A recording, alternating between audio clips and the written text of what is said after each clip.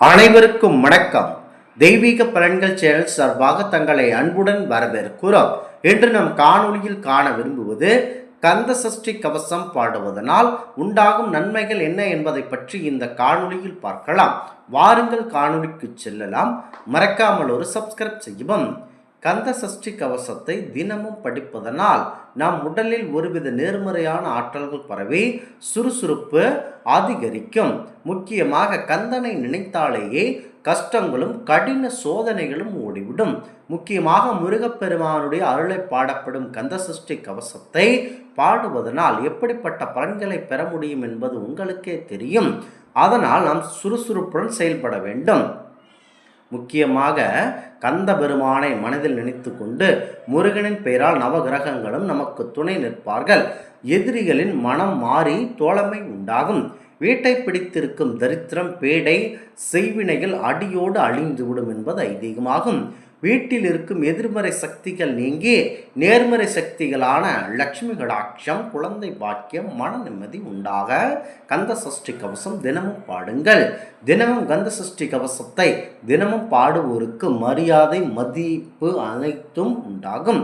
மனமும் உடல் வலிமை அதிகரிப்பதோடு முகம் கண்டிப்பாக வசீகரிக்கும். முருகப்பெருமானுக்கு உகந்த செவ்வாய்க்கிழமைகளில் 3 முறை கந்த சஷ்டி கவசத்தை படிப்பதனால் நாம் நினைத்த காரியங்கள் அனைத்தும் நிறைவேறும் என்பது கந்த புராணம்.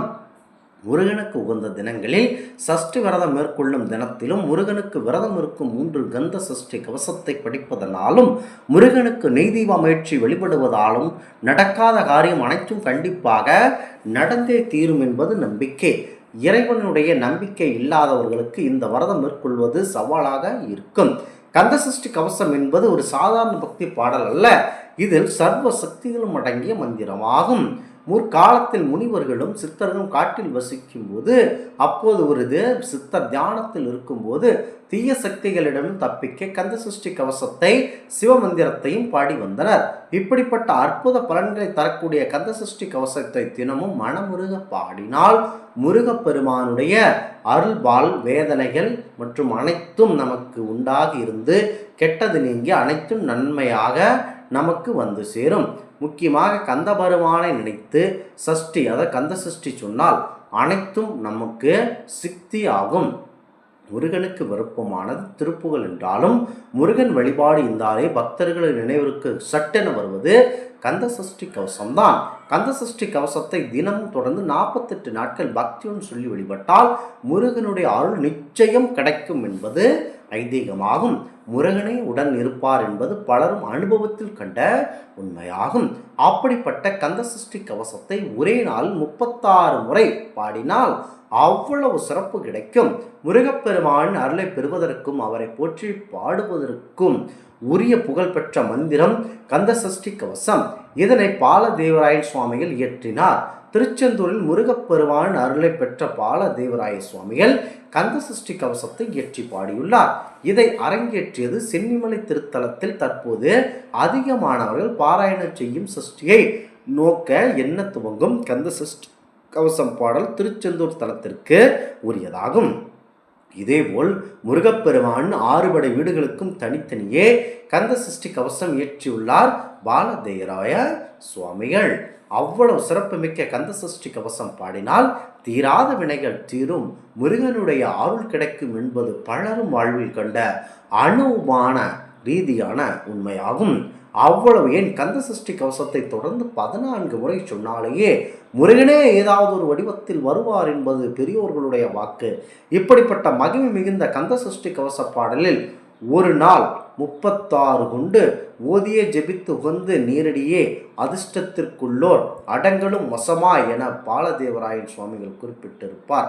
கந்த சஷ்டி கவசத்தை 36 முறை சொல்லிவிட்டு திருநீர் அணிந்து முருகனை நினைத்து வணங்கினால் மிக பெரிய சக்தி கிடைக்கும் என்பது பெரியோர்களால் சொல்லப்படும் சிறப்பம்சம். ஒரு நாள் 36 முறை கந்த சஷ்டி கவசத்தை படிக்க முடியுமா என்ற காரணம் இருக்கிறது. கந்த சஷ்டி கவசம் 238 வரிகளை கொண்டது. இதனை ஒரு முறை கூறுவதற்கு 7 முதல் 10 நிமிடங்கள் வரை ஆகும். இது தொடர்ந்து 36 முறை ஓத வேண்டும் என்றால் சுமார் 17,000 வரிகள் 70,000 வார்த்தைகள் ஒரு நாளைக்கு சொல்ல வேண்டும். இதை சொல்லி முடிக்கவே 8 முதல் 10 மணி நேரம் வரை ஆகும். இப்படி 36 முறை ஒரு நாள் கந்த சஷ்டி கவசம் படிப்பதனால் எதிர்காலத்தில் நடக்கப் போவதை கூட முன்கூடியே உணர்ந்து அறியும் திறன் கிடைக்கும் என சொல்லப்படுகிறது. முருகன் எளிமையான குழந்தை வடிவமான தெய்வம். அப்படி நினைத்துதான் பாலதேவராய சுவாமிகள் குமரகுருபர் பழனி குன்றில் இருக்கும் சின்ன குழந்தை சேவடி போற்றி என குறிப்பிட்டிருப்பார்.